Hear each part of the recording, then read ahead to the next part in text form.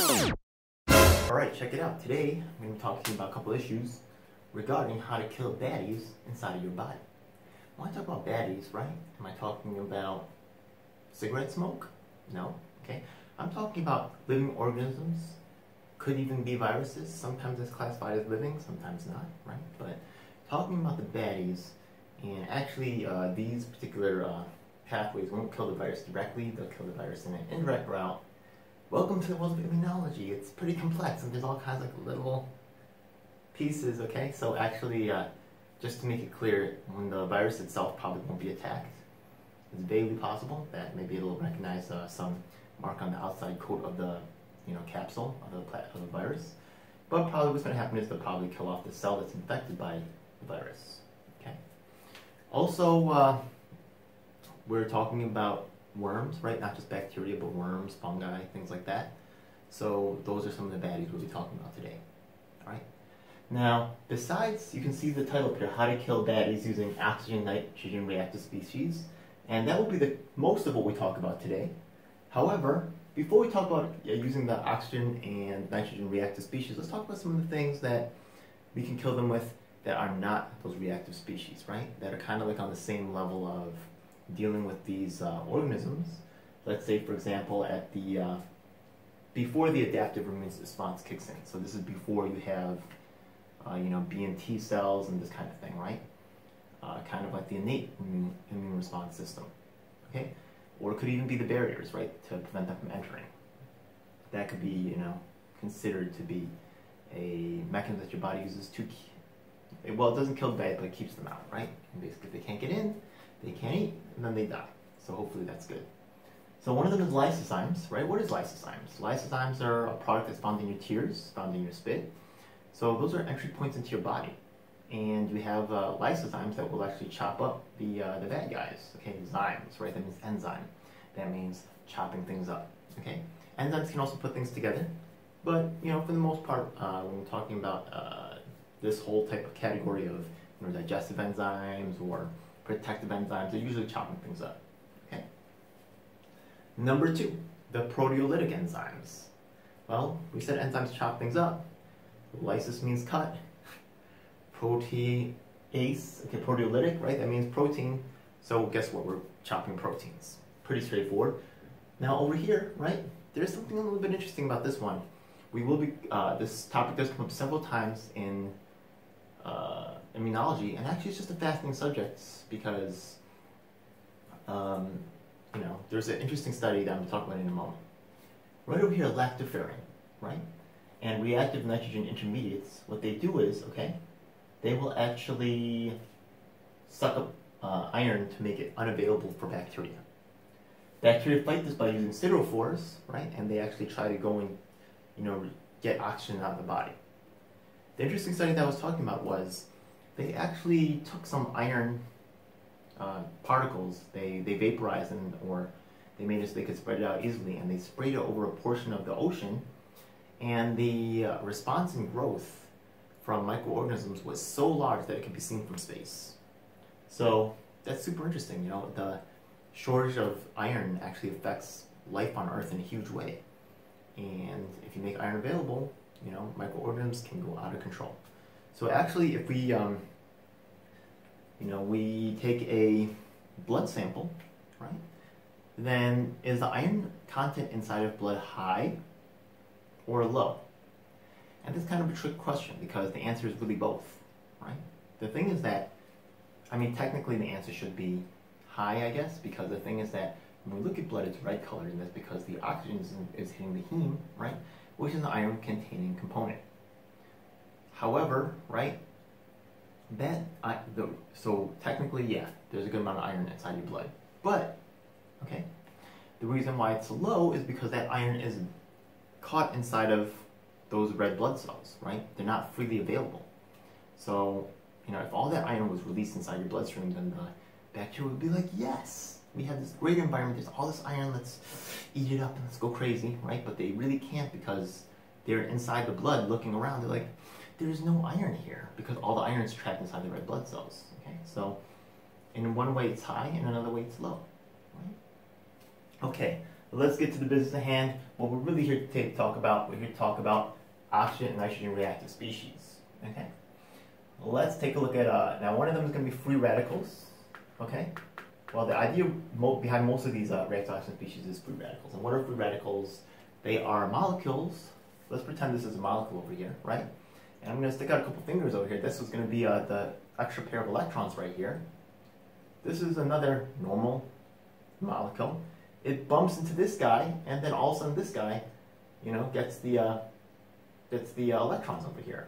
Then he bumps into another one, and this one has, you know, and actually what can happen is that there can be a chain of events where these guys just multiply, and it can really get out of control, and they're actually very reactive, and they disrupt a lot of chemical processes, and they can kill a lot of things, kill a lot of bacteria. And our bodies have something called granulocytes with granulozymes inside of them, and a big portion of them is actually these reactive oxygen species, and yeah.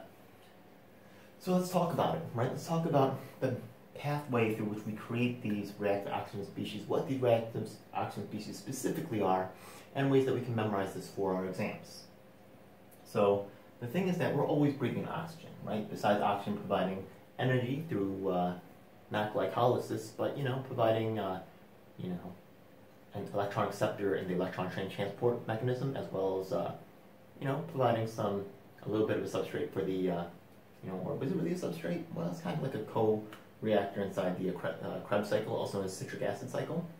So yeah, these do come into play for our respiratory system, but it's also very important as in terms of our immune system, right? Remember I said the granulocytes, they have those superoxides, they have these free radicals, usually containing oxygen, that are going to be chopping up the baddies. Well, let's talk about it. We take two oxygens, right? Normal oxygens. We're not no lone pairs at this time, just regular oxygens. We mush them together using NADPH oxidase. First word that you got to memorize that has no meaning for you. Okay, let me try to give it a little bit of meaning. Okay, what does NADPH stand for? It stands for nicotinamide adenine dinucleotide phosphate. Now, the thing is that H here means that it's reduced, okay? And reduction and oxidation are kind of like opposite reactions. So we take the NADPH, all right? And then we oxidize it, okay? And then we create the, it's known as a superoxide molecule over here.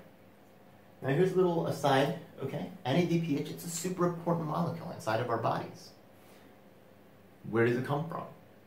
Who's producing it? Why is it produced, right? Okay, so let's take a look. Inside of our body, okay, remember I said NADPH, right, is, could be oxidized, right? Okay. NADPH, its counterform would be NADP, right? Now the thing is that we have to take this NADP plus over here, right? Or we have NADPH. Okay.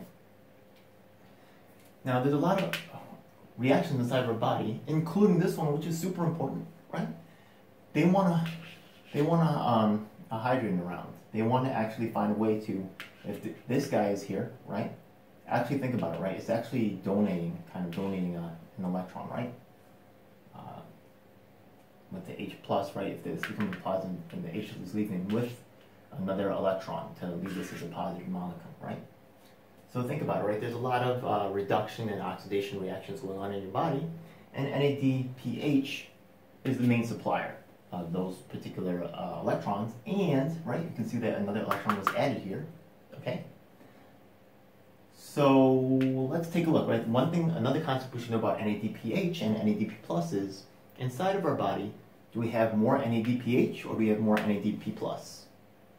The answer to that is we have more NADPH. Okay? How do I memorize this? It's going to be a little bit, you know, some people won't talk about the crazy acronyms they use. I'm not that person. I'm going to tell you, okay? NAD, right? That means like your nads, okay, your gonads, okay? P, like mean your testicles. P means penis, okay? And you got to have something like, this is like a separator indicator, right?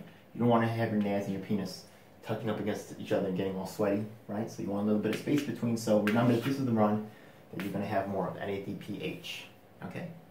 Now let's move right along, okay? So now we have our two oxygens combined together using what? Right, NADPH, okay? And we have to remember also that there was oxidizing was going on. Boop. Now we have a radical oxygen, also known as superoxide, okay? This is our first killer of baddies, okay? We actually have 7 deadly killers over here, but this is the first one that we've created, okay? We're going to stay on this pathway over here, right? This superoxide can also go to form with the nitrogen pathway. Well, let's keep looking at this one right here. So we took our oxygen, bam. We take one of the most important oxidizing reduction agents in the body, NADPH. We put it together, NADPH oxidase, right? What are we doing, right? We just we're oxidizing the NADPH. We're reducing, right, the oxygen, right?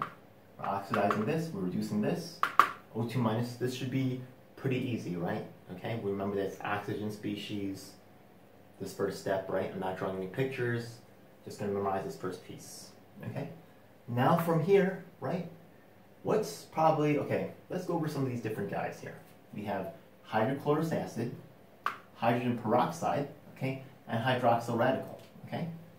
Now, when you go to the store, okay, and you cut yourself and it's getting infected, okay, which is yucky, okay? The first thing you're going to get is hydrogen peroxide, right? So it's pretty easy to remember that this is the guy you want. This is one of the main things that we're thinking about. So from here, what do? We have to use superoxide dismutase, right? So just think right away, okay, I have oxygen species, reactive oxygen species, took the oxygens, hit them together, made my guy. How did I do that? I used NADPH, right? I had to do what? I had to oxidize the NADPH, so okay. The O2 got reduced and bam, I have my superoxide. Now I want to create the most common oxide thing that I could think of. Oh, hydrogen peroxide. Okay, bam. How do I do that? Okay. Now, superoxide dismutase. This word over here is a little funky. Okay, you remember superoxide, the dismutase, right? It's just something you kind of have to memorize. Okay, it's not a big deal, right? You're still taking superoxide using 1, 2, and you're going to the last one.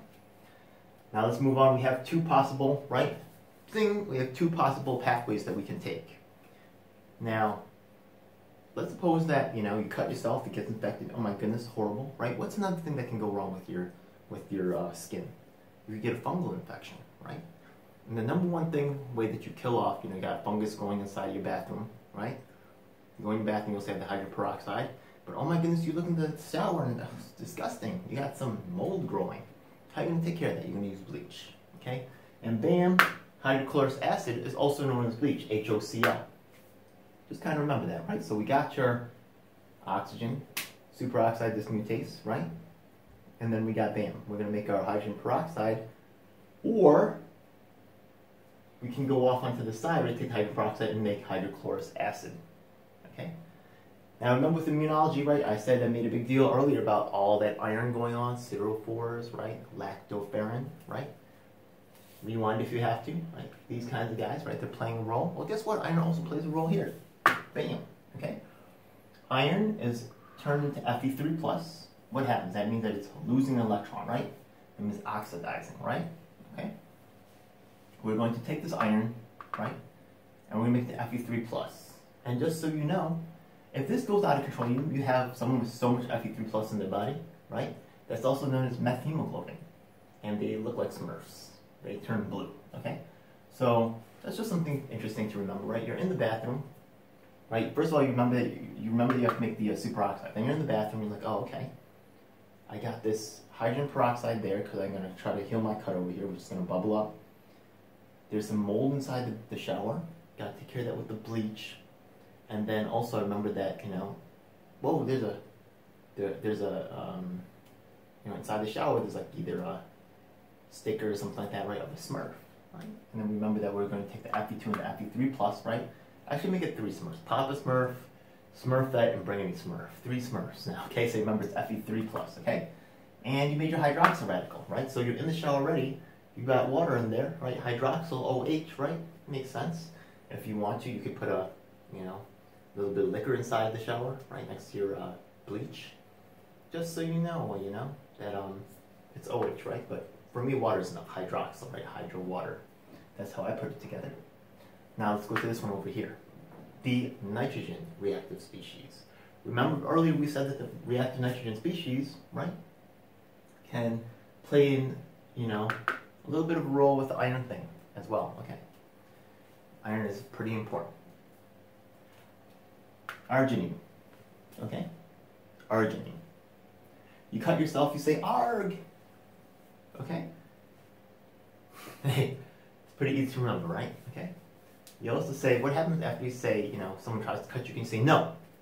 Right? Oh, look at that. No. Nitric oxide, right? Okay? So bam, we start with the arginine, we have our nitric oxide, okay? And just like over here with the O2, right, we had to start thinking about what's next over here, right? From nitric oxide, we just go to nitrogen dioxide. So easy, right? We just add oxygen, so easy. Bam. Okay? Now we gotta take the hardest part of this whole entire chapter, right? Honestly, this was not that hard, right? Nitric oxide is a very commonly used, substance. You work out, NO explode, get you all jazzed up for your workout. But let's go to the next one over here, and this is the special one. This is the tough one, okay? You gotta take your superoxide, you gotta take your nitric oxide, right? These first steps in each process, and you gotta combine them powers. You gotta combine them like Voltron and make peroxynitrate. Oh no. Right, we got the big one out. Oh no, right? Oh no. There you go. That's how you can memorize the reactive oxygen and nitrogen species, and a little bit of, in the immune system, some other different chemicals that we can use to protect ourselves against the baddies. I hope you enjoyed. Thank you. Alright, that's it. Thanks for checking out SGU TV. Please make sure to like, comment, and subscribe, and check out our other videos.